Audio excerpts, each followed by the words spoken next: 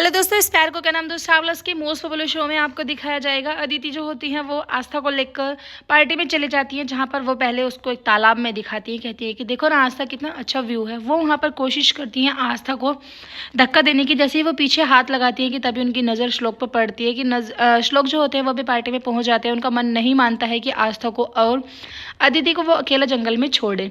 कि तभी वहाँ पर एक पियानो पड़ा हुआ होता है। श्लोक जो होते हैं उसको बजाने लगते हैं, यानी गिटार को। जैसे ही गानों की आवाज़, धुनधुनात की आवाज़ सुनाई देती है कि आस्था उनके पास ही आ जाती है। आस्था की आंखों में एकदम से आंसू आने लगते हैं। उस कोर्ट वाले पेपर्स को याद करती हैं कि अब हम सिर्फ 7 से 8 डेज़ में ही अलग हो जाएंगे। श्लोक जो होते हैं बहुत अच्छा पियानो बजा रहे होते हैं।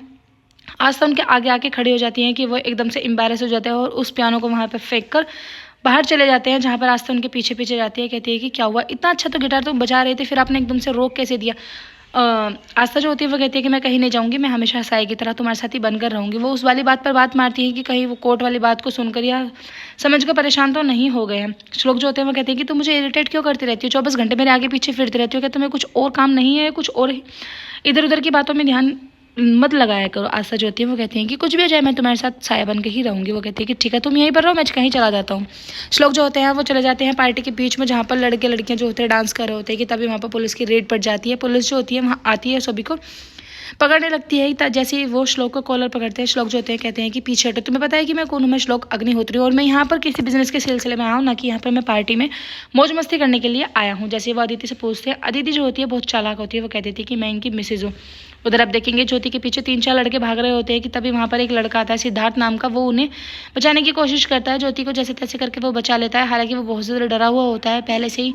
लेकिन वो ज्योति को अपने घर लेके चला जाता है। कहता है कि सॉरी मैडम, मैं आज तो आपको कहीं पर नहीं छोड़ के आऊँगा, क्योंकि कल मेरा इंटरव्यू है, इसलिए मुझे सुबह जल्दी उठना है। आप बस रात रात यहाँ पर रुक जाइए, मैं कल अपना इंटरव्यू देकर तो मैं तुम्हारे घर पर छोड़ के आ जाऊँगा।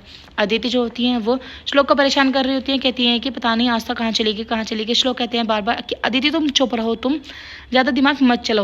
जैसे ही वो श्लोक जो होते हैं आस्था के नंबर पर फ़ोन मिलाते हैं कि उनका फ़ोन जो होता है वो होटल के रूम में ही बोलता है। वो कहते हैं कि आस्था फ़ोन भी यहीं पर छोड़ के गई है। उधर सोजल जो होती है वो वरद पर भड़क रही होती है। कहती है कि सभी को सिर्फ आस्था ही आस्था दिखाई देती है, मेरी तो किसी को भी नहीं पड़ी रहती, मुझे तो कोई घुमाने भी नहीं लेके जाता बाहर। तभी वरद जो होते हैं वो कहते हैं कि क्या तुम पानी लेके आई हो। वो कहती है कि जब किसी को मेरी फिक्र नहीं है तो मैं किसी के लिए पानी क्यों लेके आऊँ, खुद से पानी लेके आओ अपना।